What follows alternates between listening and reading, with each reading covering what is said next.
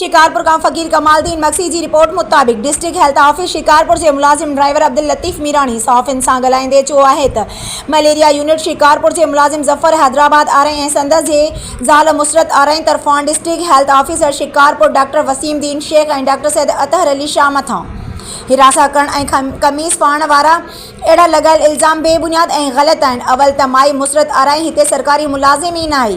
ॿियो त मलेरिया मुलाज़िम ज़फ़र हैदर आराई जो कहिड़ो कमु आहे जो हू ज़ाल खे साण करे थो ऑफिसनि जा चकर लॻाराईंदो। असल में ज़फ़र हैदर आराई घोसड़ू मुलाज़िम आहे जंहिं ख़िलाफ़ इंक्वायरी हलंदड़ उन करे हू ज़ाल खे साण करे ऑफिसनि मथां गैर अख़लाक़ी इल्ज़ाम हणंदो रहे थो जेको ऑफिसरनि खे ब्लैकमेल करे थो उन जी तहक़ीक़ात कराई वञे।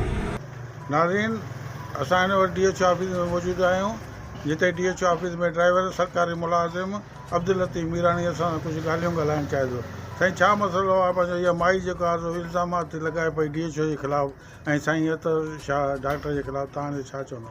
पर इन खां ॿ ॾींहं अॻु में ज़फ़र आराई जेको आहे हिते आयो DHO ऑफिस में त घटि वधि ॻाल्हाइणु लॻो। मां DHO सां तालकारी कंदुमि, मां हीअं कंदुमि हूअं कंदुमि। उन करे असां सम्झायोसीं त बाबा शिकारपुर ते अॻे ई ॾमर आहे ऐं इहे ग़लति कमु तव्हां न कयो। असां शिकारपुर खे बदनाम न कयो त हिते गारियूं ॾियणु लॻो ऐं DHO खे मां हीअं कंदुमि, तव्हांखे बि ॾिसंदुमि ऐं खणाईंदुमि तव्हांखे। उनजे करे मां वरी बि चयोमांसि बाबा सम्झो सुठो न आहे, तुंहिंजी ज़ाल न अप्लाई आहे हिते, न नौकिरी अथसि न कुझु अथसि, तूं ज़ाल खे वठी छो थो अचे हर रुपए ॾे।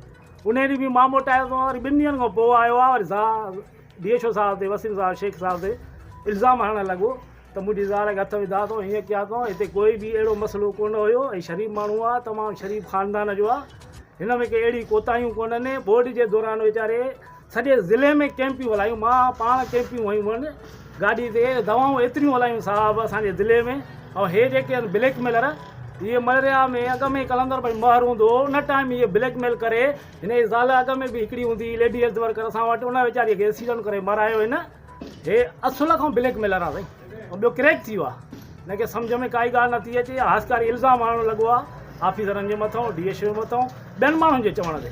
हिन जी घरवारी ते हिते नौकिरी बि न आहे, हिते अचे बि हासकारी थो ऐं वठी पाण थो अचेसि। कहिड़ी धमकी थो ॾे? धमकी इहो ई त मां तव्हांखे खणाईंदुमि DHO खे, तोखे सभिनी खे जेको बि हिते आहे ऐं DHO जे बारे में ॻाल्हाए थो उनखे मां खणाए छॾंदो। इहो हिते मूंखे सरेआम धमकियूं ॾिनियूं अथई। इन जे करे महिरबानी करे हिन जी कुझु न कुझु कयो वञे।